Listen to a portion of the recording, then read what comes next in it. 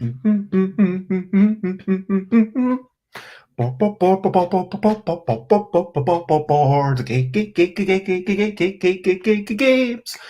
games. We might be talking about board games and little notes, but we're not gonna shout. We are going to soon be talking after I have finished singing, and today we'll talk about the games and whether they should have some notes with lots of names and more than some credits, maybe a story of how this game came to be. Or maybe you might want a bit of text to give this game some historical context. Maybe you might want to have some unrelated essay, as this might be something that you might want people to think about when they play board games and notes. It's what we're talking about. Board games and side notes. I'm not gonna shout. Hello, good morning, good afternoon, good whatever it is, wherever you are. 10 a.m. UK time for another Busy Beats and Board Game Blether. And today, chatting with Joseph Kelly about notes in games. Thank you for joining me. Thanks for having me, Bez. That was a very good freestyle. I liked rhyming context with text was very, very good. Thank you very much. So this is something that we brought up. I believe we chatted about 4 weeks ago. And don't quote me on, well, you can quote me on that, but I'm not.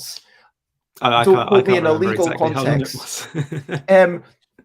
But yes, this is something that we brought up about how sometimes you need that extra bit of information, whether a game should stand alone, whether all the historical information should come through the flavor text on the cards, or whether it's reasonable for it to come in the rules documents. Like, is the rules document part of the game? Is it reasonable for the rules document to have the humor of someone like CG often do? Is the rules document actually as much an expression of self as the mechanisms of the game and the arts and the flavor text? What are your initial thoughts on this?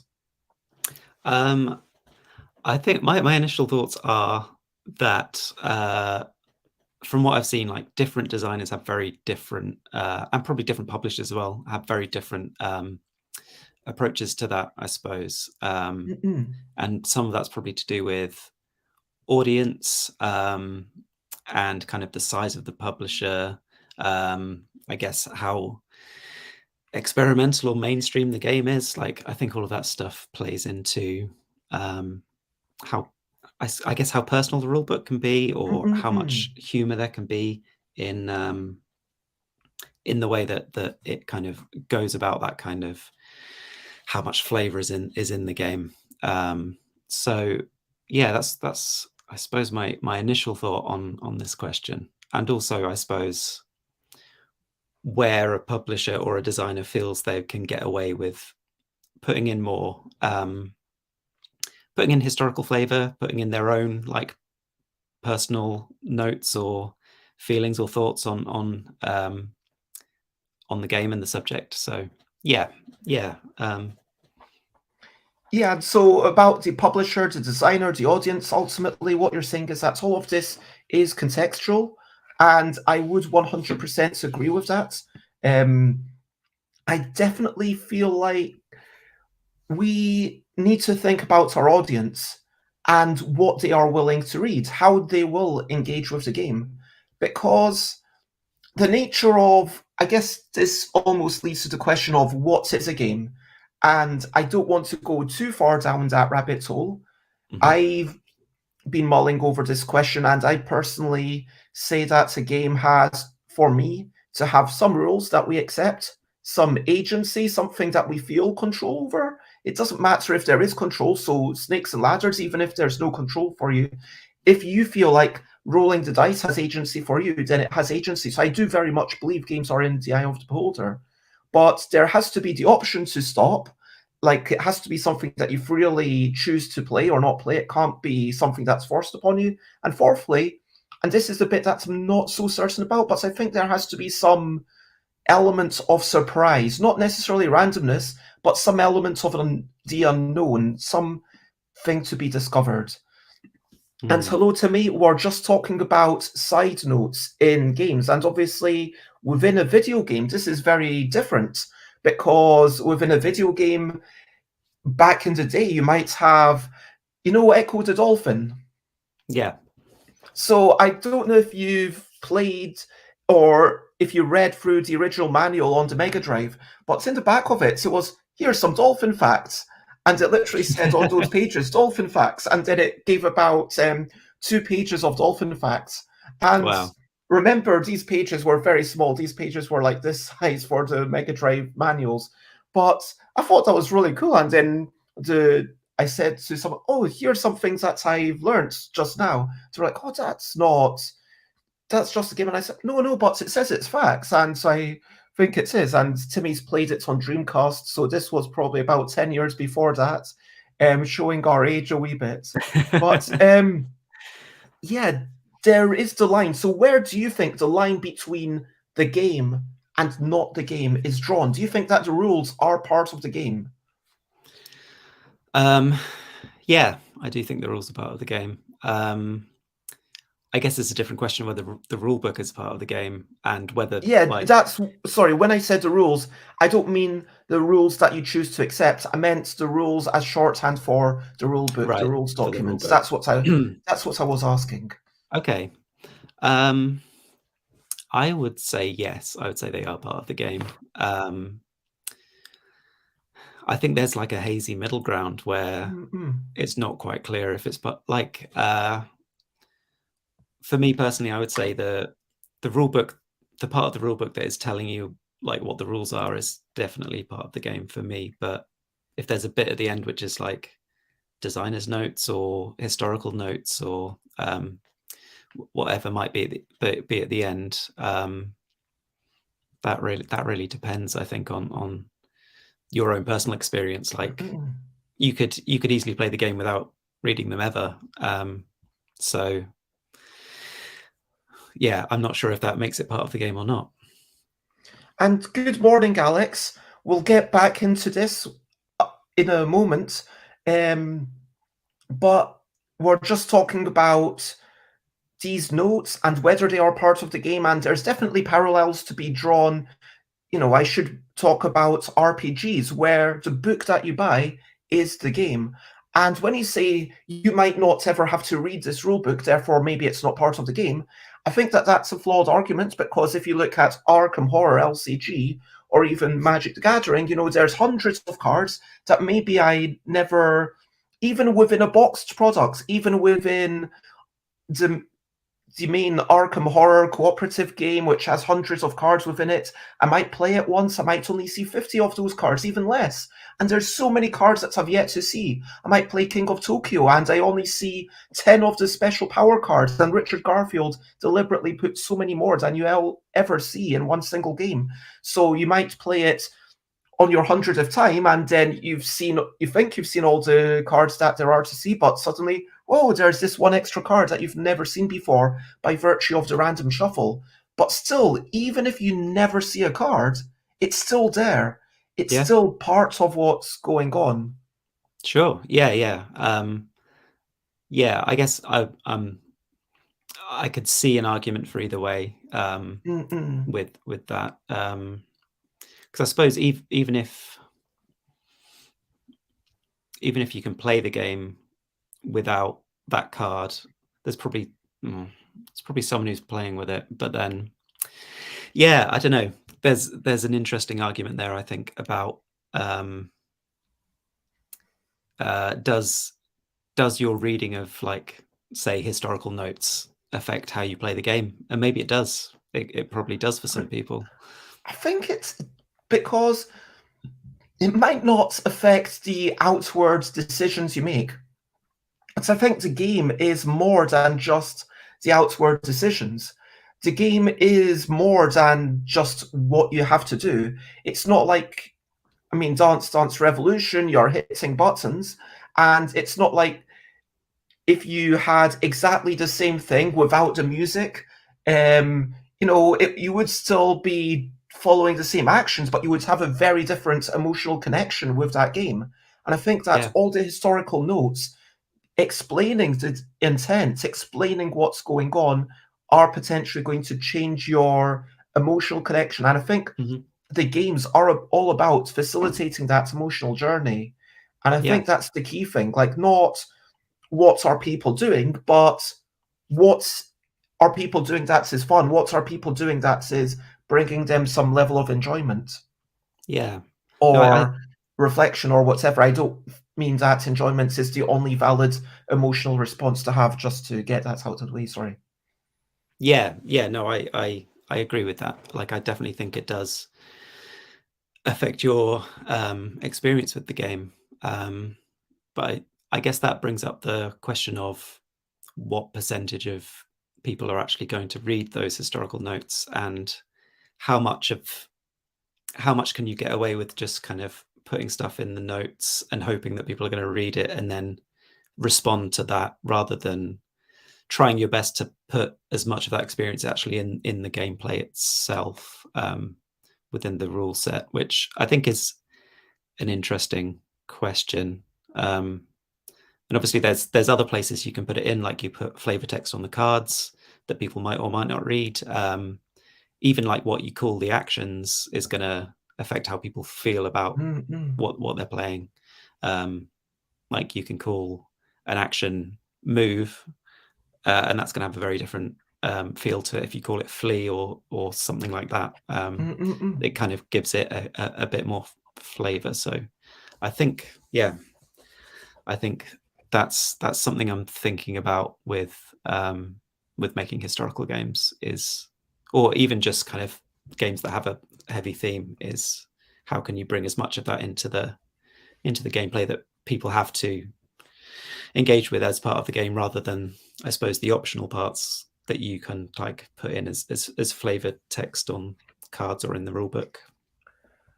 That is a really question that you didn't ask. Even what is optional, and what will, but I think this has been a really good introduction to the topic. As always, if we have, comments, questions, feel free to ask them along the way. Alex says, things often get translated into the group's own colloquial game language anyway. If you do call it flee, maybe people will still end up calling it move because that's what they're used to. And I remember one game of Year of the Dragon where someone, I didn't know this, but they just always called money gold in games. So they would say, oh, you need 7 gold to do this action, or I think and there might be something about, oh, you need 3 gold to do this. And in this game, there are actually silver coins that are worth 1 and gold coins that are worth 3. And so you can understand my confusion. You can understand why I thought I needed multiple gold coins, whereas actually, yeah. Alex mentions referring to resources by color rather than remembering exactly what it represents. 100%. I played Century Spice Road, and actually, I think if I worked hard, I could probably. Can you hear that car alarm out? Oh, it stopped. Yeah, just about. Like, I'm thinking there was turmeric is yellow, then there's red. I can't remember. I think that's saffron. I think saffron should be right at the top. That's weird. That's completely wrong. Yeah. But then you've got cardamom and cinnamon. And I didn't think about that. But yeah, saffron should have. Is it just me? Like, saffron is clearly more expensive by weight. Is cardamom at the top? I can't remember. No, cinnamon is at the top. Cinnamon's, that's not right. expensive compared to saffron. Yeah, I've no idea. maybe it's a historical note. I mean, it might just be something that they didn't think enough about. I mean, honestly, sadly, that's. But yeah, Alex, sometimes it's to do with reducing cognitive load. I think it's good to have those things for people, even if they do not choose to opt into it. At least give them the choice to do that, I think. Anyway, let's take. Oh, sorry, you were I was going to say I don't know if you played Irish Gauge, but not yet. So Amabel Holland completely just did away with naming the resources at all. So it's just white, pink, and black, and you can kind of just decide what they are for yourself. Like, you can make a guess that maybe pink is meat and black is some kind of coal that's being moved around, but there's nothing in the rules that tells you what they are. So that's quite interesting. So in the rules, they are referred to by color. Yeah. Yeah, there's no thematic note in the rules at all. That makes sense. Alex says that clearly they are snooker balls. They are transporting these snooker balls all around Of the course, middle. yeah. But let's take a step back and talk about recent highlights, living life and seeing the sights, recent highlights, playing games and other delights, recent highlights. So yesterday, if you saw my stream, then I was on my way to playtest. I started off with a 4-player memory game that I've been asked not to talk about. It's a license with a video game that I'd never heard of, but they want to keep it a bit hush-hush. But it was a really interesting memory game where I thought we would completely fail because you need to remember 40 things and where they are. But during the course of the game, you do actually generate a story amongst yourselves. And in the rules, actually talking about the notes, it does say, here's a strategic tip. Maybe you might want to say, for example, the cat is near the glove because cats like tearing up gloves. Or maybe you want to put the cat near the person because they're both living things. Or maybe, and then it gave you a couple of ideas of how to link things, which definitely does help your memory. And in between each round, everything was face down, but we had an opportunity to talk about it. There were a couple of things that changed around, but yeah, it was really interesting by Dr. David King. We had James Wallace, who's best known for Once Upon a Time, bring along a ridiculous dice game that is a lot closer to the kind of thing that you might know me for. We had Ellie, who was bringing out a whole bunch of little children's games, including one that she hopes to pitch to be a game for the Very Hungry Caterpillar. I personally am so annoyed. I printed off a lot of colouring in sheets. I forgot to take them. And then at the last minute, I didn't put them into my bag. We played a game themed around stuffing objects into balloons. We've decided that it definitely works 3 players, but 2 players, there's just not enough unknown information for it to be super exciting. And then 5 players, it probably won't work. So it might be a 3 to 4 player game, which is it's a vaguely kind of the Mind-esque, cooperative, kind of push your luck. You need to put all these objects into balloons. It's themed around balloons because of what I'll have at UK Games Expo. So doesn't involve actual balloons. I want to make that clear. It is just a card game, but it's themed around putting objects into balloons. And then what else did we play? There was a lovely party game from and then I went off, saw my friends, had a lovely dinner together, played a game of Agricola, which we both did terribly. I lost by 2 points. It was like 25 to 27. We were both a bit tired. We were being vicious to each other. And then I got back home this morning. That's what I've been up to recently. And so it's been lovely just being with friends, playing games, having chats. And so, yeah, that's been me. And Alex says, oh, yeah, I did one of James's game design workshops. That was fun. And hello, Jay Folsgaard. It is lovely to see you. So what have you been up to, Joe? So I've been enjoying the sunshine. That's been a big thing. I think that's improved my mood quite a lot, which is very good. I have done 2 band practices last night and the night before. Been working on some new songs. Got a gig next weekend, so preparing for that. And I just downloaded the new Kirby game on my Switch, which I am quite excited about playing. It's a nice light game that I don't have to think about too much, which I quite like sometimes. So, yeah. I've seen a little bit of hype about the Kirby game, and there's like people dressing up as Kirby and dressing up objects as Kirby. Can you tell us, is this a hark back to the old style Kirby platformers on the SNES? I've played about an hour of it, so it's 3D. I think it might be the first 3D Kirby game, which seems wild, but yeah, it's got the classic Kirby thing of like you suck something up and you gain the power that it has. So if you suck up like an enemy with a sword, then you have a sword, or if you suck up an enemy that throws bombs, then you can throw bombs. And it's got a kind of new thing where Kirby's in this forgotten land where there's lots of kind of human-made objects that Kirby can suck up but doesn't turn into. So you just kind of get the object with like a Kirby, I guess a Kirby around it. So there's a car that you can like, basically you're just like a big Kirby around a car, and you can drive the car around. And there's like a traffic cone that you can turn into, and you get the special power that you can like jump up and then turn around and smash down with the spike onto enemies. So Wow. yeah. I mean, that's pretty vicious for a traffic cone. I never thought traffic cones as a deadly thing before. I know. They're pretty dangerous according to this. So it sounds like the main driver of play in this game is about exploration and just joy of curiosity. Yeah, I would say so. It's quite light. It's not too difficult. It's just fun and cute, and I'm having a nice time with it. Lovely. And if anyone else wants to share any recent highlights, I mean, feel free to go ahead.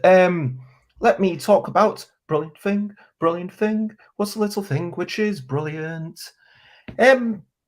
Why is text a brilliant means of transmitting information?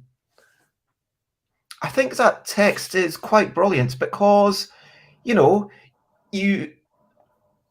you can explore abstract concepts that you couldn't do easily through pictorial language. Obviously, you could do it through spoken communication, but then text is quite a bit faster to read quite often than listening to someone talk. You can sort of scan stuff. If you're like, oh, what was that? You might jump back a line to reread it. And it does, and I say this in a kind of video spoken manner, which is kind of ironic because, hey, if you want to ask me to repeat something, yeah, you can because it's live. But yeah, I think text is more accessible than listening to someone talk in general. And hello, Josie. We're just talking about text and how brilliant it is before we get to the main topic.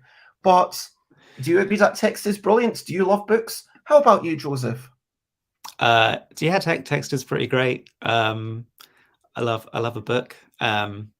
Yeah, I mean, I guess the advantages of a book is you don't have to have someone to read a story to you. You can, or remember a whole story and then tell it to you.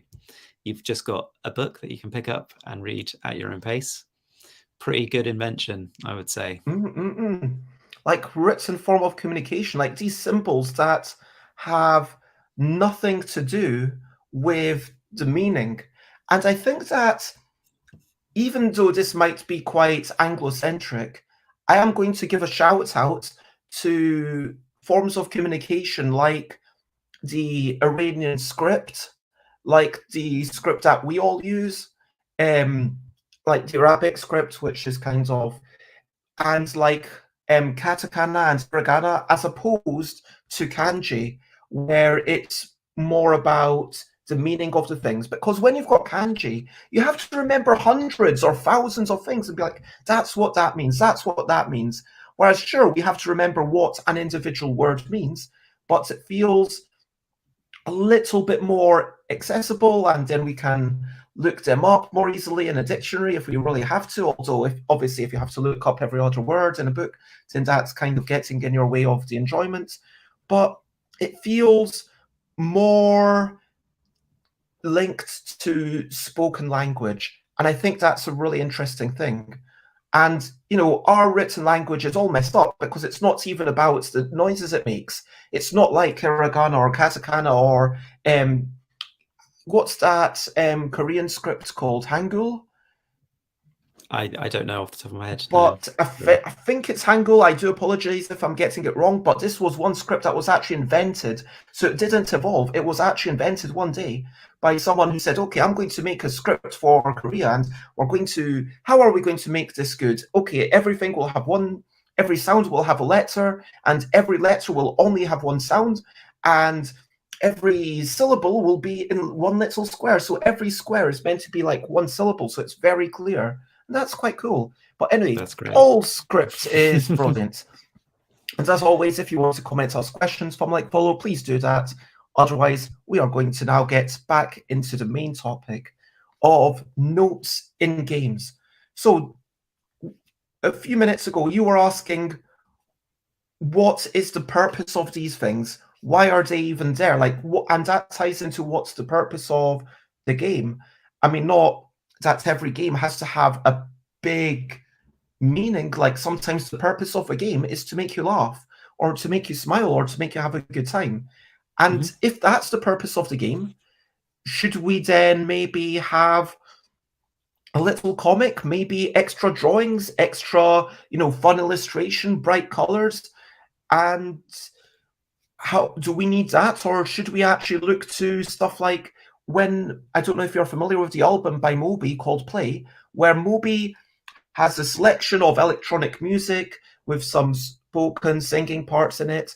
But in the notes, if you buy the actual CD, you open it up and there's all these little essays about Moby's approach to life, about veganism, about different things, and I guess philosophies that they wanted to put out there into the world, and they actually start off by saying these essays are basically unconnected to the music, except that I made them both.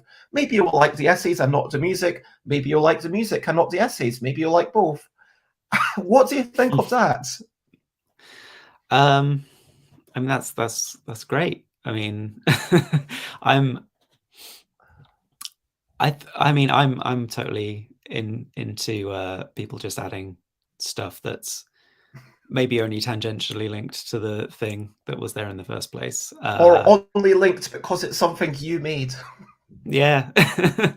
So, but I can see that wouldn't be everyone's cup of tea.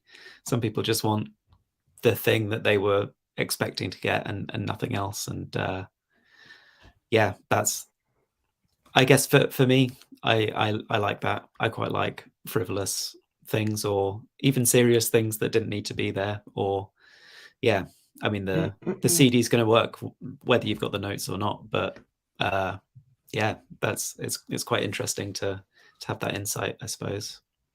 I mean, back in the day, on those CD sheets, you'd normally expect to have the lyrics to the songs, right? Because sometimes it was like, oh, maybe someone can't quite hear this, or maybe they want you singing along at their concert, and that facilitates that. And I guess the analog for that would be to have a strategy within the rulebook. How do you feel about strategies within board game rulebooks? That's an interesting question. I mean, that's something that some people do, but yeah, I don't know if I've seen it in a rule book personally, but maybe I've just not. Do you know a game that has that in it? I'm struggling to think of a specific game, but I don't even think of it as so unusual that I would remember it. I mean, I'm fairly sure I've seen some minor, oh, by the way, little hints. Remember that this is an important part of the game, or oh, by the way, remember to try and do this first, or actually, you know what? Point. Ticket to Ride India. That's a game I played on Wednesday, and in the thing it said, oh, by the way, you do need to make these complete circles, but expect the final link of your circle to be the one that your opponents block. And it kind of sets up that expectation. And hello, Jess. It is lovely to see you. And yes, absolutely. Playing tips, strategy, it's kind of a blurry line. Yeah, good point. Yeah, you definitely see those in games. I think there's a place for them. I think it's good to have a starting point, especially with games that are quite inscrutable at first glance, or you read the rules and you don't necessarily know how that actually translates into a good gameplay. And maybe it would take you like 2 or 3 games to actually figure out what you're supposed to be doing or how to get to that point. So definitely those like little tips can be very good. I'll be interested to see like if a strategy guide within a rule book would change how people play it as well. And I suppose there's a chance that people could read the strategy guide, start playing it, but then it turns out there's actually a better way of playing it than the strategy guide says. So that would be interesting to see if that kind of thing would happen. Yeah, I think that there's definitely a blurry line between what is, as you say, strategy and Jay Foolsguard says Verdun 1916 has a section for each player about strategy. And I was actually, my mind suddenly flashed to Go, which obviously this is a game with thousands of years of history, but I bought a board well, I say not long ago, it was maybe 15 years ago at this point. It was a very cheap board. It's literally made of card. Most boards you get them, they're at least made of wood but this came with a book. And the book, the first maybe 3 pages explained the rules of the game. And then there were another 100 pages which said, okay, now we're going to try and teach you some of the strategy, give you some puzzles to explain how this game works and explain the concept of eyes. Like the concept of how to keep a group alive isn't something actually covered by the rules. Like in poker, there's nothing about bluffing. There's nothing to say if you are betting high, then you should either do this if you've got really good cards or if you're pretending that you've got good cards. But it kind of comes about as a dynamic of those mechanisms that are part of the game. And it would be interesting to definitely get it in there. And Jess asks, yes, we are talking about games. I kind of copy-pasted what's going on there. And just as a quick question, where are you based? If you're willing I'm to in Bristol. Yeah, that's fine. Yeah, I live in Bristol. And I am, of course, still in London. But yes, ancillary notes with unrelated stuff, like I talked about with Moby's play, is there anything like that in a game that you've seen? Because I feel like there must be, but I can't think of anything like that, where a game just says, oh, by the way, here's a completely extra bit. The closest I can think of is this one Spectrum game. Back in the days, this was a little bit before my time, but it came with an entire novel. So the game was set in this world, and the novel was kind of also set in the world, but you never saw the same characters or anything. The idea was that you just read it. Oh, that's quite cool. Now I feel like I'm getting, but that's interesting. Yeah, unrelated stuff. It can get you. Is that okay for games to be a platform for the auteur's vision, or is that a selfish act? I think that's okay. I'm thinking of I haven't played it or seen it, but I know Mind Management has lots of like extra art and comics and stuff in it that maybe they do link to the gameplay. I'm not 100% sure, but I mean, the game was based off the comic, so yeah, the comic being a creator-owned thing, and then I think Zen Funglim and Jay Cormier, I think they both worked on it, saying, yeah, oh yeah, we're going to work on creator-owned comics, which is really cool. yeah. So, but I think people, especially initially, people were probably coming at it having read all the comics and wanting to play this game, in which case they probably want all of that extra content. But I think maybe now a lot of it's got a lot of board game coverage, which means people who probably haven't got a clue what My Management is about are now picking it up. And yeah, I don't know how much they would be getting out of this extra content. Maybe they're really liking it and they get into the comic, but yeah.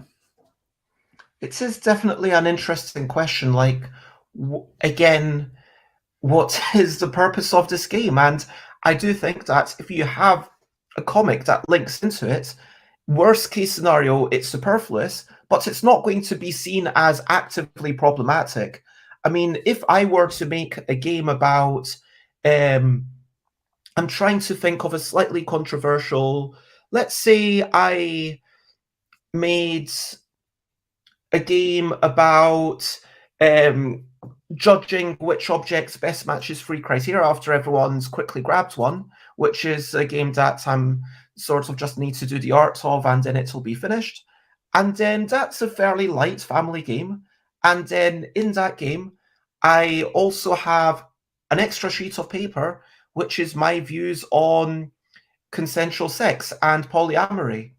I mean, that feels like it would be a bit weird because the people who might buy that, they might be, you know, small young people who might not, it might be inappropriate for that setting, if you know what I mean. I don't know, it might be, but then at the same time, who is going to buy my games? They are probably going to be people, let's be honest, it's not in a lot of shops, it's not like Yogi or something where I'm, and even within In a Bind, if you look at the bottom line of it, it says Dinna be an umpty, and it's there in Scots, and I don't expect someone in France to understand what that means. I was expecting it to be like, yeah, legally, I want to say if you injure yourself, that's your own fault. Just dinna be an umpty. Don't be an idiot. And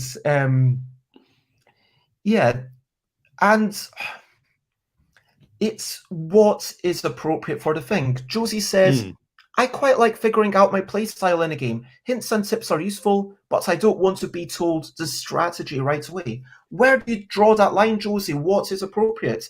Like, is it okay? I mean, presumably you could have it cordoned off at the back of the rule sheet for those people who want it, like I've got for the couple stuff. And Jess says, families and young people are increasingly open about sex. My 6-year-old nephew recently thanked his dad for sperming him. That's a new verb. Wow, I mean, I'm not sure that 6-year-old nephew. I mean, I would be concerned if they understood what that meant. I mean, I guess giving birth to him, is that what they meant? Like, maybe that's what they mean. Thank you for giving birth to me. Thank you for donating the sperm that helped contribute to half my chromosomes. I mean, I assume that's what they mean at that point. Okay. So, wow, yes. Yeah. He knows all about sex and was born by IVF. There you go. Wow. Okay. Okay, so what is the purpose of these things? Let's get specific. Let's talk about let's talk more about unrelated stuff. Could we do it for a game? Should we do it for a game? What would be the best scenario that you can think of for me to say, hey, I made a game, this is getting popular, I'm going to use this platform for me to write some essays about my personal philosophy? At what point does it get super creepy and become like, someone trying to start a cult? Well, yeah. I guess it depends on the content of the essays, right? Yeah, I mean, yeah, there's a kind of there's an opening there for you to put in all of your opinions, I suppose, which may or may not be a good thing. For instance, I mean, I don't know if you know about Phil Eklund, fairly controversial figure. So Phil Eklund makes games very much about science and has had some quite, I wouldn't say controversial to some people. Like, basically, the views seem quite alienating, quite xenophobic, you could say, towards certain countries, very US centric and also at times misogynistic. Yeah, and transphobic as well. I think he's covered all of the bases, I think, with his notes and essays that he's done in games. I've never played any of his games, and I don't really want to, based on what he's kind of written and said that I've seen. So yeah, I think I mean, I guess they were all related to the game. It was just I feel like they were pretty bad takes that he was having on the issues he was talking about.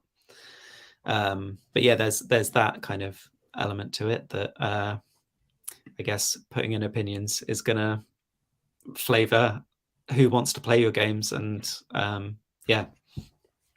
Absolutely. I mean, at a certain point, you have to accept that, sure, we might be able to unlink the person from the art, but and J Fool's Guard, there. No, that's true. I'm not going. You don't have to apologize. Look, I have I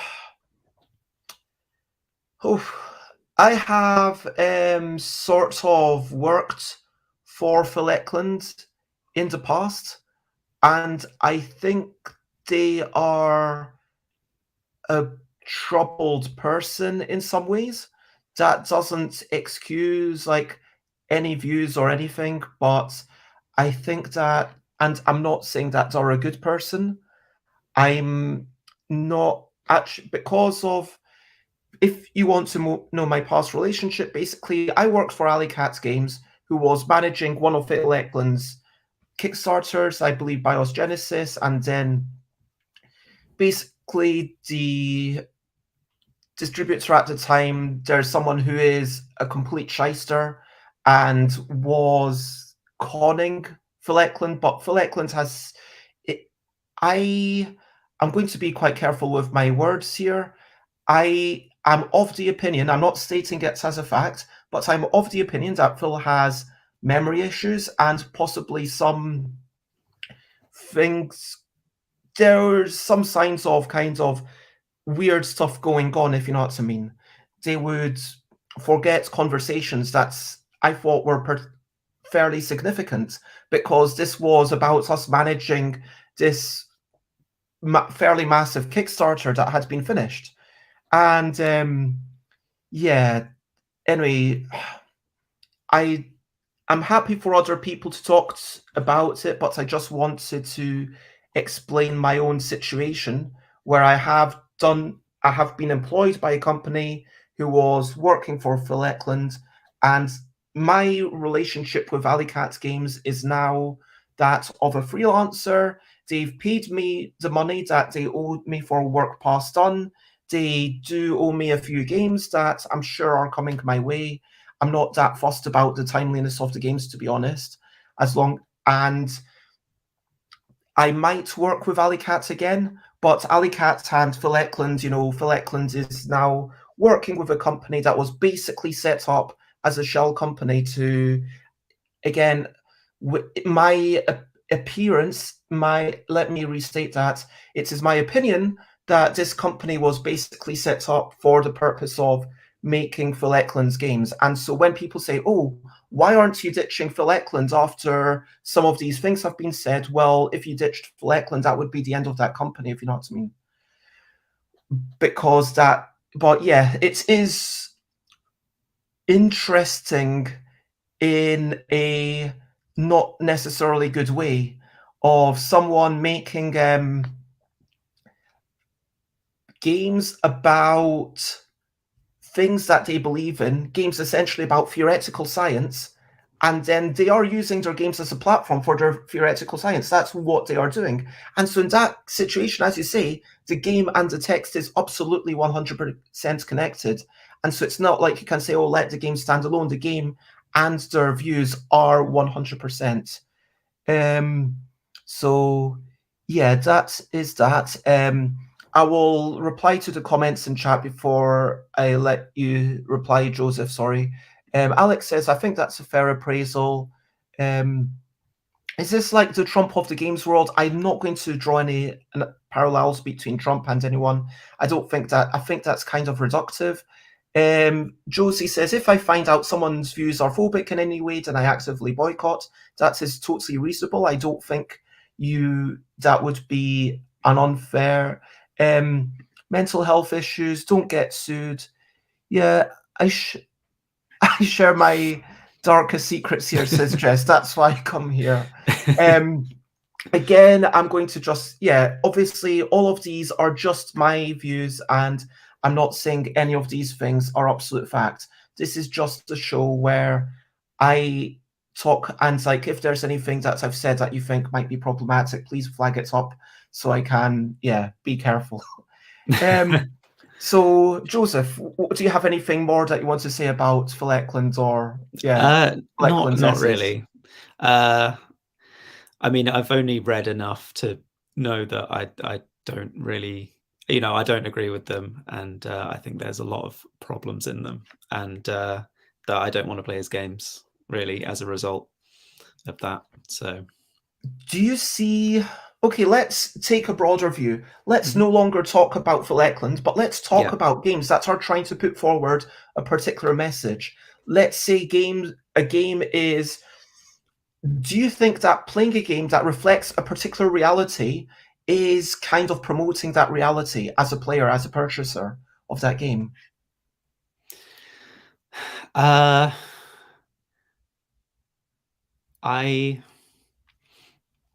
think that's an interesting question. I'm not sure if a game can necessarily do that. Like, it can present a system and a way that a system works, I suppose. Like, that's my understanding of how it might try and represent reality. And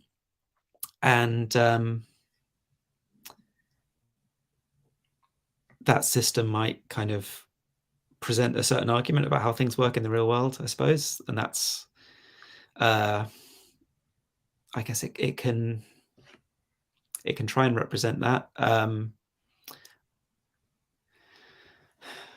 I guess, so I'm kind of struggling to. I mean, if there's a game, like there's lots of games that are about colonialism, which is only really been flagged up in the past few years, really. Yeah. And people are moving away from that, with Eric Royce making Spirits Island, a great anti-colonial game where it's about the island spirits actually fighting back against the invaders. I think that, and yeah, Alex, I mean, I don't hold back on the questions, but it's not anti anyone. I don't want this to be targeted at anyone. I don't want the takeaway from this conversation to be anyone must be boycotted. That's not what I'm saying. If that's what you decide, go off and do your own research. And I just want to make that clear. But I want it to be like, what should we be doing? What is reasonable within the questions? So if you are playing a game about colonialism, and let's say there's a game where you're actually allowed to indulge in slavery, and then maybe slavery comes up and there's a possible points penalty for slavery, but maybe there isn't a possible point. And I think that's basically how Endeavor works, right? That you can. I don't know. Oh, you've not played it. I haven't played it, no. I basically, there is the opportunity to use slavery, and depending on how the cards come up, you might be punished or you might not be punished. And to me, it feels like maybe by playing that game, by promoting that game, you're kind of saying the problem with slavery is that it might be punished. It's not about the people that are being exploited. It's not about the problems within the act. It's about the punishment. And do you agree with that viewpoint? What's your take on this?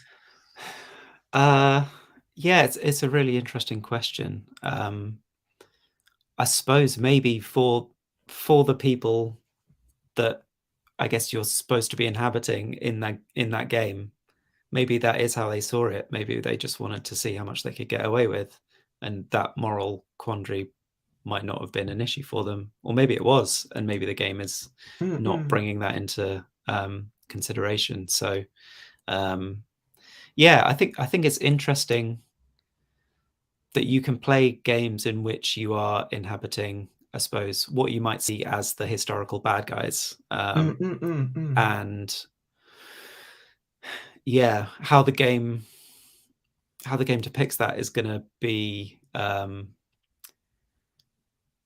quite instrumental, but it's also there's also the question of like, should you be presenting it as how that kind of historical figure experienced the event? Like, if it is someone who owned slaves and was okay with it, then should the game present that point of view? And then it's down to the player to feel bad about the fact that they're exploiting all these people. Like, I suppose, so John Company, Colwell's game about the East India Company is very much that kind of ethical question of like, you're playing these historical figures who gained so much out of colonialism, and you're inhabiting that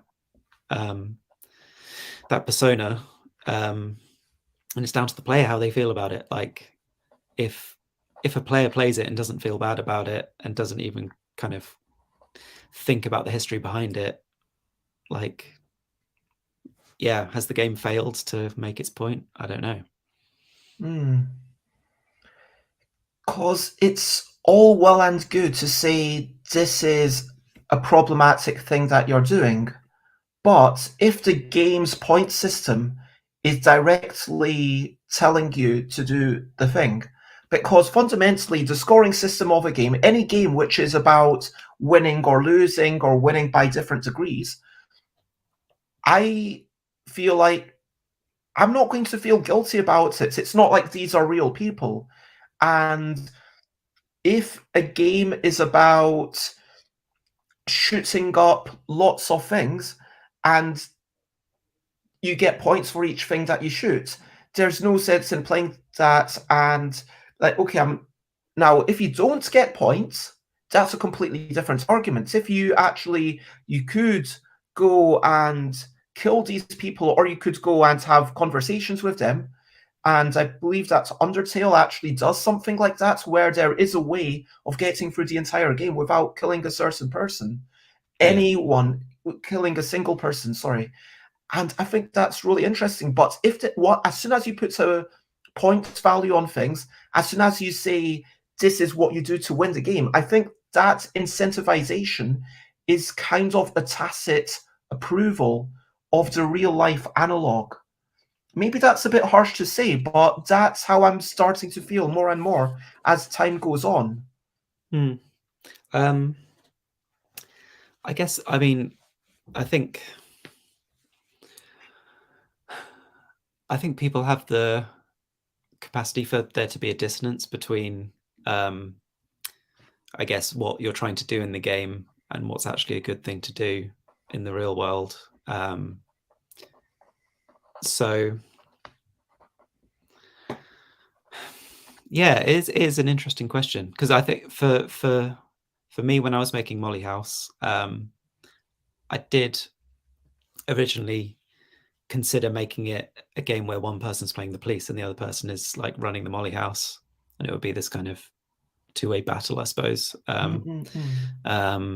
ultimately I decided to make it so that everyone was playing Mollies, because I didn't really want a player to have to inhabit the police role. There's plenty of games where you can do that, I suppose, and the interesting part I thought was inhabiting the Molly position. So yeah, and did that come from you wanting people to relate to that character, or did it come from that was just the more interesting thing from a possible interactions gameplay point of view, if you know what I mean? I think ultimately I wanted the players to inhabit that position. I kind of realized that with the 2-player game, like the Mollies almost become like pawns that you are trying to have control over, which didn't feel right. And it felt better to have your actions, the agency that you have as a player is making these difficult decisions as a Molly in the 18th century in London. So yeah, I think it was kind of both. Like it made the more interesting decisions, and it was what I wanted people to empathize with was that position rather than them just being pawns. I would like to try and catch up with the chat because there's been a lot of really interesting chat that we've kind of ignored. And firstly, a shout out to your intelligence. Josie says, we suspend reality when we play games, but they can be a teaching opportunity too. Jess says, I used to hate playing Pandemic. Even before the pandemic, I couldn't separate it from reality. The game made me sad. Josie mentions if an element could be a trigger like slavery, then that should be spoken about on the box, because there's a difference between just mentioning it as something within the game and actually actively participating in it within the fiction. Jess used to do 17th century reenactments and needed to be on the political side, parliamentarian, that she most identifies with the present day politics. Jess did not want to be a royalist because it was such a big separation from reality. Yeah. Josie plays Secret Hitler with LGBTQ plus group. Everyone is very liberal and often wonders how others are viewing them playing this in cafes when the group is accusing one another of being fascists. I assume you know this game. I'm aware of it. Yeah, I haven't played it, but I'm aware of it. Yeah. Jess says, I think it depends on the ideology behind the game. Shooting random people, that's okay. But shooting to subjugate to minority people, that would be bad. And I'm not sure I agree with that, because it's also about the realism. Like, but as soon as you start connecting it with reality too much, like, in Grand Theft Auto, you can obviously separate it from reality, and I'm not saying that Grand Theft Auto is inherently a problematic game to even exist. I'm not trying to make a grand sweeping statement like that, but I do think that even shooting random people, presenting the idea that you have the power and freedom to take away life from other people, like, it does seem, if you actually look into it, it seems problematic. I don't know. What do you think about this? What, as in should you be able to shoot people in games at all? Or yeah, like, should we say maybe we shouldn't be doing anything in games that we find problematic? Is that too far? And like, we've got the old thing where it's like, okay, everyone's got green blood too, but like, should beat 'em ups exist? Would the world? I mean, that's like a bigger question, which is kind of outside the scope of what we're talking about. But do you have any hot takes on it? I mean, you can get into that. You can get into that mindset of like when there was the whole thing about the Columbine shooting and violent video games being blamed for that, when actually the problem there is the fact that it's so easy to get guns in America. Like, I think that's more of an issue than the fact that people are playing violent video games. I guess I don't think there's any research that shows that like violent video games make people more violent. And yeah, I think for some people it's actually a way for them to get aggression out rather than going out to inflict it on other people. But I think there can still be problems within violent video games of like who's doing the violence and who are they doing it to, and is that perpetuating tropes that are potentially like harmful to people. So yeah, I think it's an interesting question, and I think there's nuance to it. And it is interesting because definitely there's a sense of wanting to explore problematic things without meaning that you approve with them necessarily. And Alex asked the explicit question, do game incentives, like points, always signify approval? I can totally see a situation where you might win, but also feel terrible about your actions. And I mean, yeah, I guess this is going to depend on person to person, but I wouldn't play a game like The Cost. For those who don't know, The Cost is about corporations essentially saving money by doing practices that will result in people dying. You know, with the asbestos stuff and maybe not worrying about worker safety. And there's an interesting statement to be made there. And I say this not having played it, and I realize that that's problematic because I shouldn't be talking too much about the game without having played it, but I just want to make a note that for me personally, I feel like when I play a game, I am very able to disengage with the theme of it, to see it as an abstract set of mechanisms. And I don't think I would ever feel guilty about, oh, I killed a million fictional people. It like if the game told me that this is how I won, then I would be like, okay, this is how I won, and I don't really care too much. But that's me as a person, and yeah. Do you think that and you talked about this player character divide earlier, where as a player you might be aware that your character isn't a good character, and playing as the bad guy, and yeah. Yeah, I think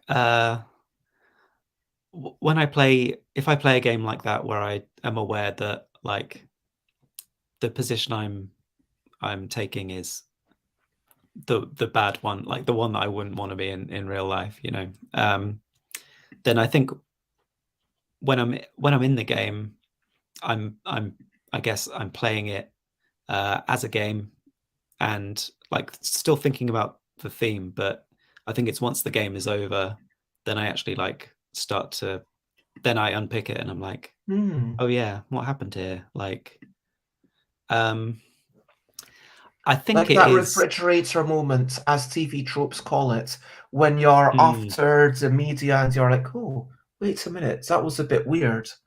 Yeah.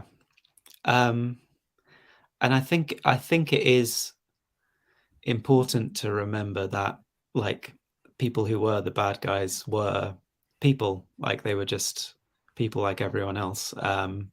And they did bad things, and that's bad, and that might have caused untold harm to loads of people. But I think the way you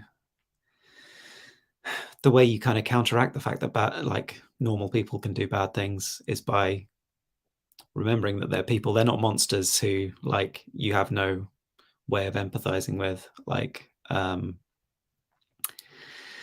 yeah, it's. I think it's good to keep both things in mind. Like they were a regular person, but they also did these horrific things, and people should be trying not to do horrific things. And then bringing it back to notes in general, what we want to ask is, do you have a responsibility as a designer to contextualize things? Do you have a responsibility as a designer to explain things in a set of essentially show notes, like liner notes, whatever, like in designer notes in games where we explain, hey, even though you're doing this thing in the game, obviously this is that a responsibility? Is that actually making the game worse by not allowing it to speak for itself? Is that yeah? What? I think it depends, potentially on how like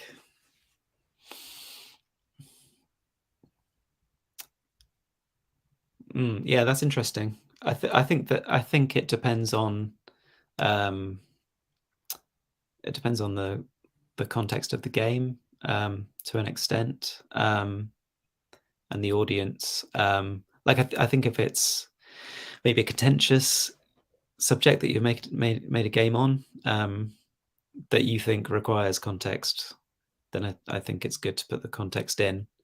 But yeah, like I said before, there's a chance someone might engage with the game without reading your notes, and you should also think about what their impressions of the game might be. It definitely feels like all this stuff, this is a really important point that you make. Even the flavor text is kind of optional. So many people play Magic the Gathering but never read the flavor text because it's there at the bottom, it's in italics, and obviously that doesn't matter because it's a fantasy world and you've got people who can move between dimensions. It's very...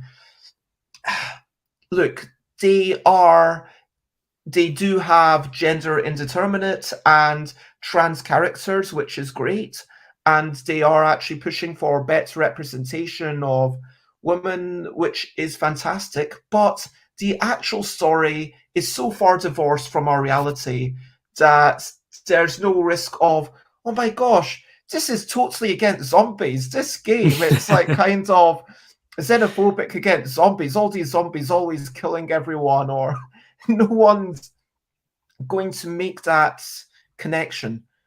But if you have a historical game where people have to read the flavor text, like the extra bits of text, so many people are not going to read that, then, as you say, you have to think about how are people going to play the game even when it's stripped of all of that.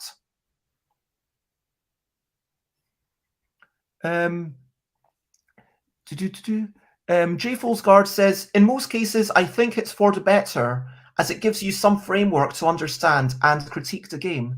And earlier on, there was a comment from J Folsgard who said, personally, I prefer the rulebook to have as little stuff in it as possible, but at the same time, I also like there to be a note if the game has any real-life topics, so anything that it does have that real-life relevance.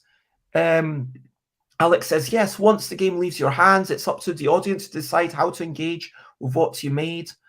And I'm leaning towards that the design note is part of a serious game, says J Foolsguard, as in any game that is actually trying to put forward a serious context, a serious argument.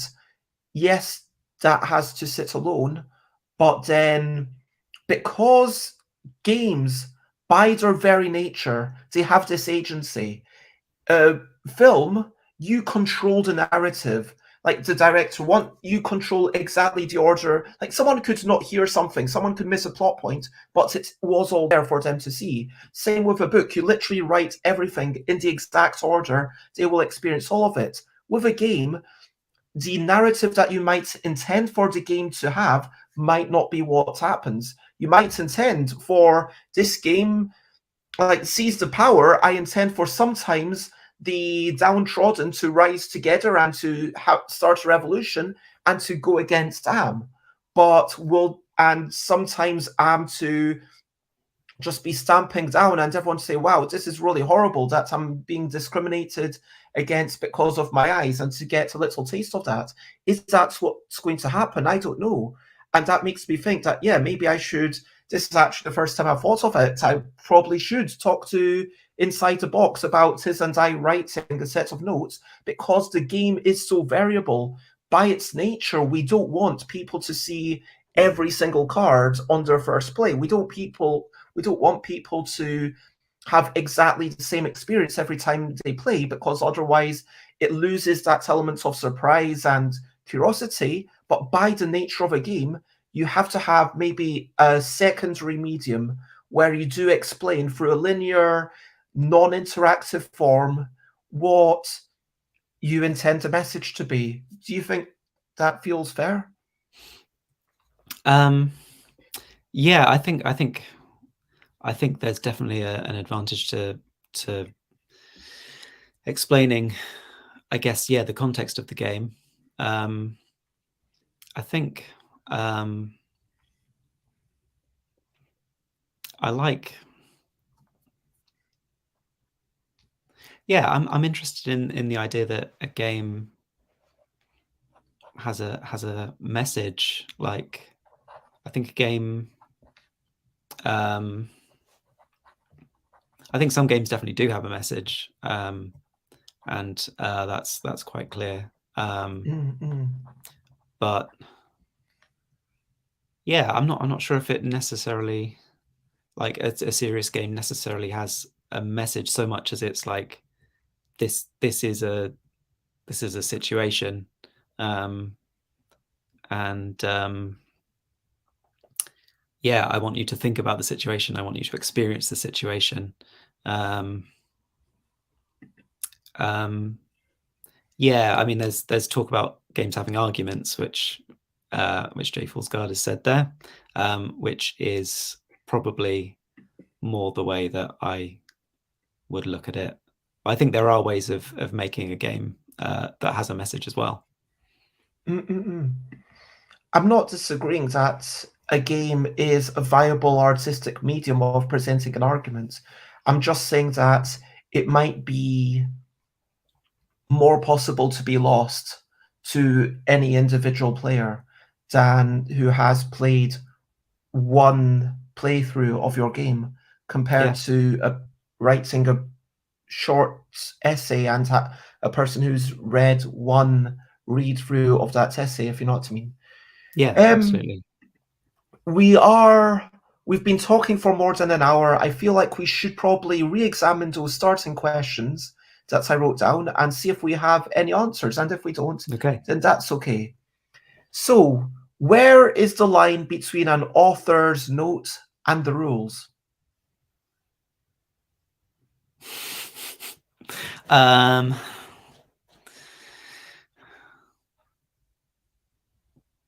Yeah, I don't know if we've come to a conclusion necessarily. I mean, I feel like it's all blurry, because I feel like the CGE stuff where there's humor in there, there's humor injected. Like the game that I played yesterday, the first one that I blind tested, I learned from the rules, and the rules are presented as there's a certain voice that the rules have, if you know what I mean. And I actually said to the designer, I think that this particular voice is going too far. It's interfering with my understanding of the rules. But I do think that sometimes they intermingle, and I think that's great. And I think that's fundamentally, but that's about the tone. That's about the personality that you inject in there. I would say if there's something that you don't need to know for the decision making that you're going to be doing in the game, or for the rules that you need to enforce, because board games don't have technology automatically enforcing all the rules, if there's something that you don't need to know for those things, I would say for the purpose of this discussion, and I would consider them under the field of designer notes. And I'm kind of feeling like we've got strategic guides to help people play the game better and to push them towards a later game more quickly. We've got the let me explain the real life stuff, which is, you know, the historical context. This is actually what was going on. We've got the, and maybe to contextualize what you just did or what you're about to do. We've also got the extraneous facts, which it might be, oh, you don't need to know this stuff about the Molly house, but hey, here's some stuff about the dates from which it ran until when it ran, and some stuff that isn't part of the game, and it's not going to contextualize, but it's almost extra information. And then you've got maybe some designer notes that might be supporting in the theme and levity. If I've got a really comedy, if I've got a comic game, by which I mean a game that's intended to make you laugh, then maybe having a short skit with two of the characters in the game might be totally reasonable. And then fifth is like the completely unrelated stuff. But yeah, I feel like that is where I draw the line if it's not required to make the decisions or do the rules enforcing for the game. When the notes is an integral part of the gameplay, how much personality or extra historical information should there be? Is there a should, but how much would you like there to be? That's maybe a better way of framing that question. And hello, Stefan. I hope that you're generally well. So I think it's going to vary from game to game. So when you were talking there about rules being written in a certain voice, I was thinking of there's an Amabel Holland game called Field of the Cloth of Gold, which is about King Henry VIII and French king, who I can't remember the name of, kind of battling it out to give each other the best gifts possible. But the rules are all written in kind of period sounding English, which I really enjoy. It makes me laugh. So sometimes the rules themselves can make you laugh, which I'm quite into. But I suppose it's down to expectation and I guess people's individual. I can imagine that really rubbing some people up the wrong way, but to me, I really enjoyed it. So I don't know it sounds like should. Yeah, we're getting rid of the word should, but if it's how much would you personally like there to be, it sounds like your personal opinion is you would like there to be a lot more than there currently is. I think I have a high threshold for it and I quite enjoy it, but I could imagine in it maybe another person doing it might annoy me because they don't make me laugh as much as this rulebook did. So I can't say for sure.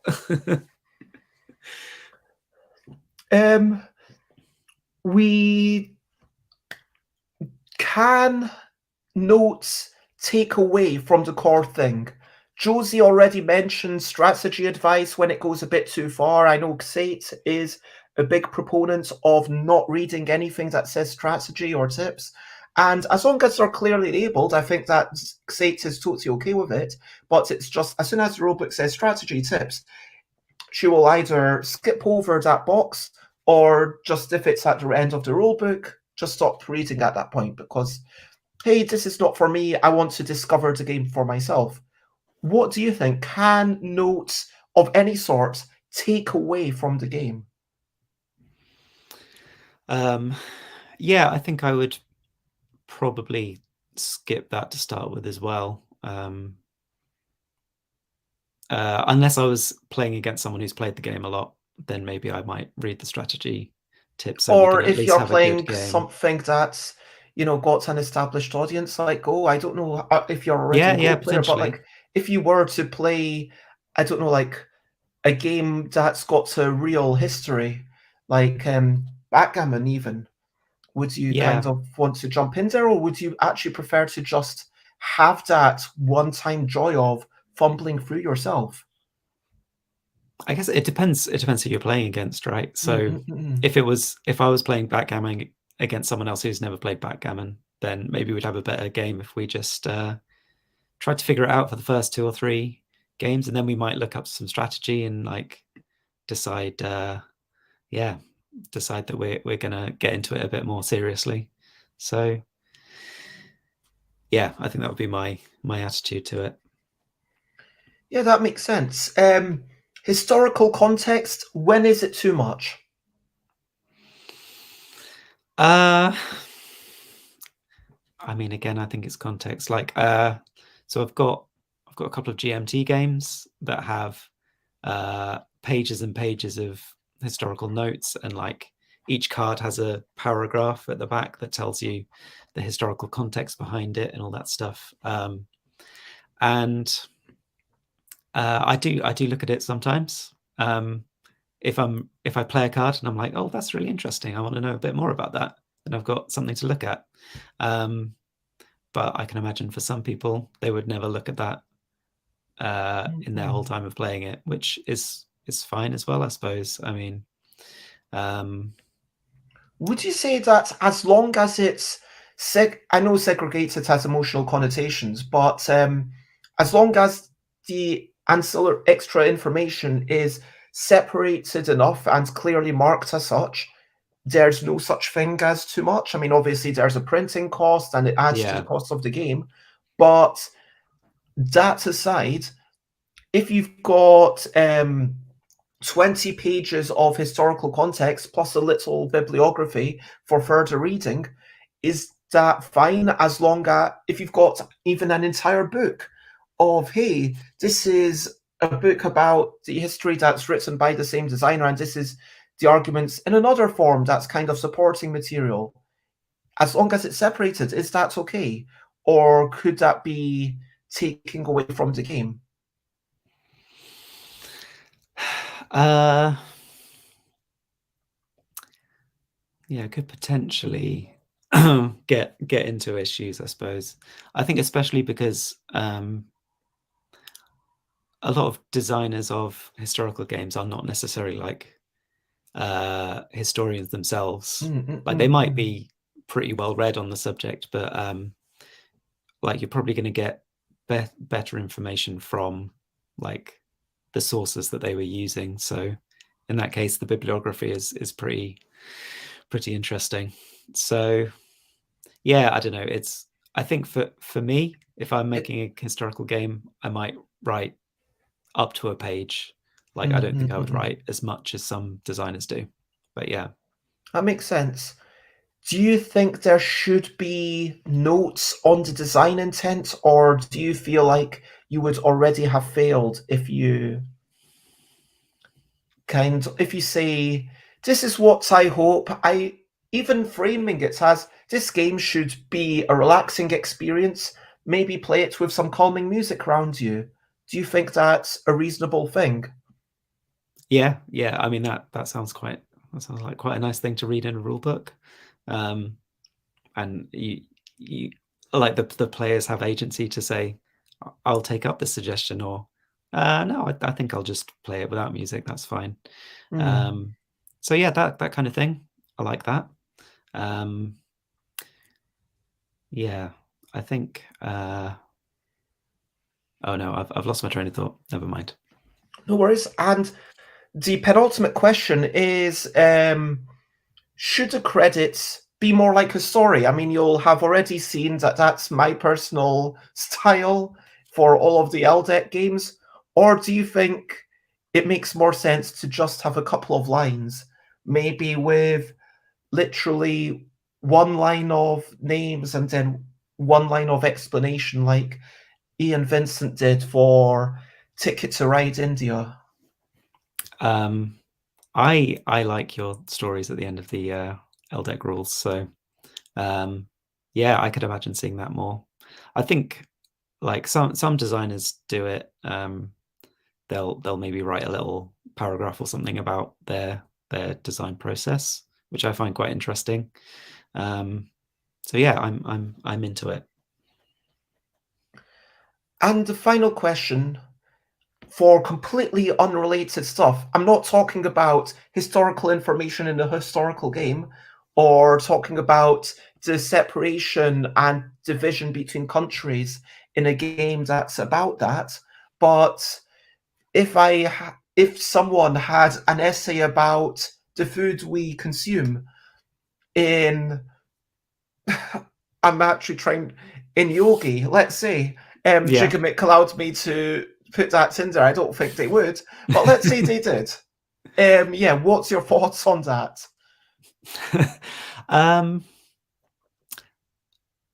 I mean, I'd be into it. I like seeing things that I don't expect to see in something that I buy. So I would, I'd say, yeah, go for it. Okay, so that's the end of our discussion. If anyone else has any final questions, then please, you've got like about a minute to get them in. Otherwise, that's it. Alex, yes, it depends why you play games, and that's a great idea for a topic episode. Maybe something to chat about with maybe a group of people who play for different reasons. But that feels like something that maybe even a series of why we play games and examine the different psychographics that different people have. I mean, the Jenny, Tammy, Spike, and Vorfos and Melvin. I know Vorfos and Melvin, Mark Rosewater says it's not a psychographic. I am aware of that. I do not, doubt my understanding of Mark Rosewater stuff. But that and the Bartle taxonomies, these kinds of viewpoints on like Nicola Lazzaro's, theories of fun, keys to fun, I think it was called. Yeah, examining those could be definitely interesting. And I think that there's definitely also something to be said for having a sort of book reading club where maybe I read something and say, you know what, I'm just going to share how I feel about this thing, and maybe it'll be a short half-hour episode because I want people to go and check it out themselves rather than just be parroting someone else's views. That's not interesting. But then if I apply that more broadly, that might be interesting. But Jess wants to give a shout out to Bangkok Strawberries. 20 strawberries for over £23. This must be in the expensive Japanese shop, I'm guessing. £1.18 per strawberry. That's ridiculous. Oh my god. Thank you very much, Stefan. It was lovely to hear you. Just wants to say how much she enjoyed your voice, and I'm apparently all right as well. But let us have a question of the day, a question for everyone else before we go on our way. So my question to you is very similar to one I've just asked Joseph, which is, would you like to see more, the same, or a bit less designer notes in games? What kinds of designer notes would you like to see more of? And that's my question to everyone. Like, what would you like to see more of in terms of designer notes or strategy tips or extraneous essays or music suggestions or, hey, here's a soundtrack. That kind of feels almost, it serves the same purpose as textual designer notes. If it's an audio music track, it's saying, hey, here's something to guide your mood during this game. But then at the same time, then that's something that you're experiencing during the game as opposed to as an separate activity. So I think it probably stops being part of the designer notes if you listen to it whilst playing the game. That's also how I would describe it. But yeah. That's my question to everyone else. And Jess really wants to ask, so these are Korean strawberries. How much would you pay for one large, juicy, guaranteed to be delicious strawberry? That's a question for us. I am going to say right now, like, how delicious. Like, I'm if someone said, "Oh, this is going to be better than any strawberry you've ever eaten," I would pay. Like, to be fair, I would kind of mistrust this person, because how do they know Yeah. what strawberries I've eaten? But I'm not feeling the need to. I feel like I've got a lot of cheap stuff to engage with already that I enjoy. I don't feel the need to be like, okay, let's go for the most expensive strawberries. I would pay 30p. 30 pence. Yeah, that's my answer to that question. And apparently there are also large punnets of strawberries for about £4 on the street. So that is still very expensive by Thai standards. But clearly, strawberries maybe not common. Just says, I would pay 10 pence. But that's question of the day. Would you like to see more designer notes? Let me know. And over to you. What are you up to? You can share, but only if you want to. What are you up to after this? I am going to have a friend over in a bit less than an hour. I'm going to do a tiny bit of cleaning, but we'll try and make a stir fry. Part of me is tempted to just say, let's splash out, and I will take us out somewhere, but it is also an expensive area that I live in, sadly, so that's maybe not feasible. But I'm going to cycle over, get some stuff to stir fry, come back, and make sure that the room is kind of presentable to at least sit in the living room together and eat. And I've got at least enough clean dishes for this meal, because I had the dishwasher, it broke. It was broken when I came back from aircon. It's just not turning on. And I've not done as much washing as I should since then, because of having a Kickstarter and a lot of stuff going on. So that is that. And then in the evening, I was considering going somewhere, but I'll probably just chill out. Yeah, do some colouring in, maybe. Do some tests for a game about quickly grabbing creatures that's totally different to counting your radishes. Maybe do some actual black and white illustrations for more creatures or more radishes. But maybe just do a bit of reading, because I also see how the energy is. But that is what I'm up to. What's everyone else up to? Joseph?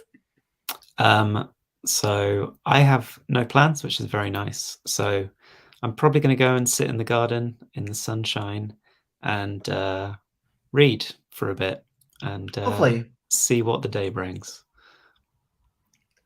That sounds fantastic. Oh, I'm laughing at this comment. Jess says, I'd love to hang out with Joseph. They can bring the strawberries. Okay. Steph says, I'm completely fine with designer notes. I quite enjoy some personal information about the designer as well. Oh, that's interesting. Yeah, like little, hey, who is Bez or who is Joseph Kelly? Yeah, that's something that I wanted to have in the LDIC games that are contest entries, especially like I think there's a little thing about Tom Cauldron. Tom didn't write any of that, so that was a challenge. Like, I wanted them to do some more writing, but some people maybe struggle to do that self-promoting. But yeah, I like that. Like, kind of, you've got the author's bio in a book. Why not a little, hey, who is Bez? And maybe this is the only game by Bez you've ever played. Who is Bez? Who is she? Just says, now you've got a creepy fan in Thailand. J Fool's Guard says, we shouldn't have more designer notes in mainstream board games. No. Jess, I'm probably not going to live stream the drawings. I appreciate you wanting me to do that, but if I'm live streaming, it means that I can't just listen to other people, and it does slow me down. I would say it takes me about 2 to 3 times as long to do anything if I'm live streaming while I'm doing it. And whilst I do enjoy live streaming, not everything has to be live streamed and shared with the world, but I do appreciate that. And maybe one day, we'll just be in a cafe and we can work together, or you can come round, or I can come round to yours, potentially, wherever there's a good drawing table. J Fool's Guard says, for historical games or serious games, yes, absolutely. J Fool's Guard is going bouldering. Then life admin. Jess had some bad lettuce. People want strawberries. So yes, for now, I think that's everything. And Jess, it will be lovely to see you. As you know, you're always welcome over. Just so people know that it isn't random persons that I've never met before in my life. Jess and I did meet literally after it was a musical event, and then there were a group of people who were going up a tree, literally, and so we were sitting in the tree together, and that's how we met. But let's recap and wrap up before we finish up.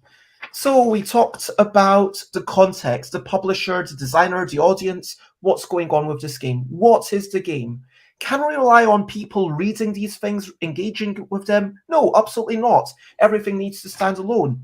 What is the purpose? What is optional? We talked about unrelated stuff, whether that should be part of it. We couldn't really think of anything going on in the game that has an analog, but Joseph and I think it would be interesting, but I'm not sure if anyone else agreed. And we talked about strategy tips versus how to play tips, reminders. There's definitely a blurry line. And I think that reminders or notes are important to have outside of that thing, whereas strategy tips, this is not just something you have to do by the rules of the game, but something that you might choose to keep one of your 3 lives for the last turn of the game, for example.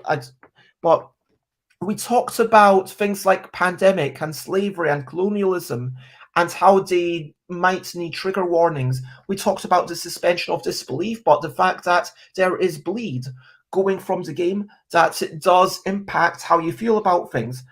But at the same time, we can't blame Columbine on video games. We can't blame everything on the media, but there is definitely a line to be drawn about where is the personal responsibility and what are you advocating for, what are you encouraging by engaging with this. And then there's also a bigger discussion that we didn't really have about what does it mean to support this individual, potentially financially. And that's definitely a different discussion that would be quite interesting to have another day. We talked about the player-character divide. Does giving someone points for something mean that you advocate for it as a designer? Possibly not. We kind of acknowledge that bad guys are fun. Sometimes there are the anti-heroes there are entire films around a bad guy. We see bank robbery films like Ocean's 11, and then that doesn't mean that we all want to rob a bank or whatever.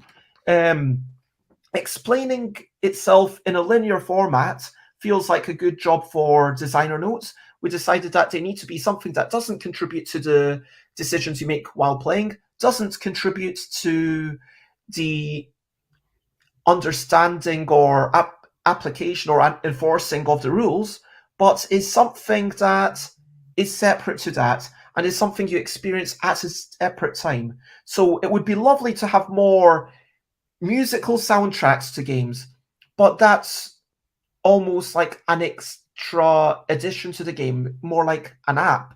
That, like, I don't like using scoring apps. I don't even like using the app for One Night Ultimate Werewolf, but that's an extra bit. And we talked about Irish Gauge and Fields of the Cloth of Gold from Amabel Holland, which is really interesting because one just specifies the resources by color. One spends the entire rulebook talking in this medieval English. And we talked about why people play games. Is there anything else that you feel you really need to say at this point, Joseph? No. I that sounds like a good recap. Okay, so yes, I have met this weirdo before, as Jess describes himself. And there are cheap mangoes and papayas in Thailand. And apparently, yes, lots of strawberry chat. If you want to check me out, I am Stuff by Bez everywhere. Stuffbybez.com, stuffbybez.bigcurtle.com if you want to buy my stuff. Twitter.com/stuffbybez, Instagram.com/stuffbybez, Twitch.tv/stuffbybez, where I stream every day at 10 a.m. UK time. YouTube is slightly better for if you want to watch it after the fact, because then you get to increase the speed or skip around more easily. But for the real life chat, Twitch is better. And stuffbybez.com/Discord. And if you want to check out what I'll be streaming about in future, Tomorrow, I have no idea. I haven't decided. On Monday, I've got Ree and Laurie coming on. We'll be talking about environmental impact of games. On Tuesday, I'll be talking about TerraCon with one of the two organisers, Mark Cook. So that's going to be an interesting chat. On Wednesday, I'll be having Jessica Medring come over to chat about their Kickstarter. And we've decided we're going to get together every couple of weeks for an appraisal and a discussion and support, and it'll be like live thing. And Thursday, I have no idea again. So if you want to suggest topics, then feel free to. But other than that, Joseph, if people would like to find you and learn more about you, where would you like to send them?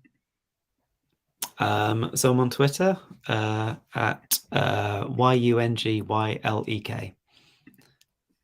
How would you pronounce that?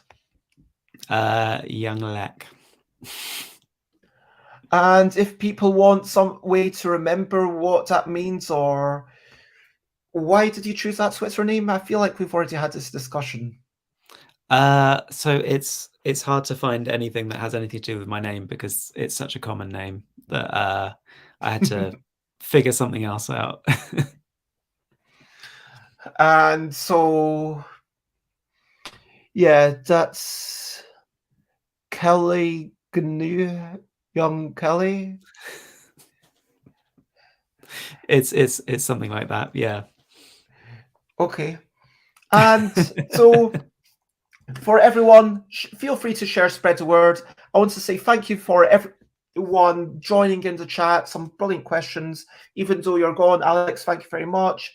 Jess, Josie, J Fool's Guards, everyone. It's been just a lovely chat, even though obviously I don't get to reply to everything. And of course, most importantly, thank you, Joseph, for joining me for yet another lovely discussion. Thanks for having me. Yeah, it's been really fun. And the final thing that I have to say is, of course, as always, wait a minute, I should probably, maybe we can have a tiny bit of music. Send everyone off if you would like a recommendation. Oh, Harley Hutchinson, Chill Rob. Chill Rob is fun person doing loops and tunes. And so if you would like to stick around, then feel free to stick around for a quick read, copy paste that. Otherwise, if you're watching after the fact, or if you don't want to stick around, then bye, bye, bye, bye. This is a goodbye song. Bye, bye, bye, bye. Thank you for watching along. Bye, bye, bye, bye. This is the end of the show. Bye, bye, bye, bye. And now it's time to go through. Bye, bye, bye, bye. This is a goodbye song. Bye, bye, bye, bye. Thank you for watching along. Bye, bye, bye, bye. This is the end of the show. Bye, bye, bye, bye. And now it's time to go. Bye, bye, J Fool's Guard. Bye, bye, Josie. Bye, bye, Stefan.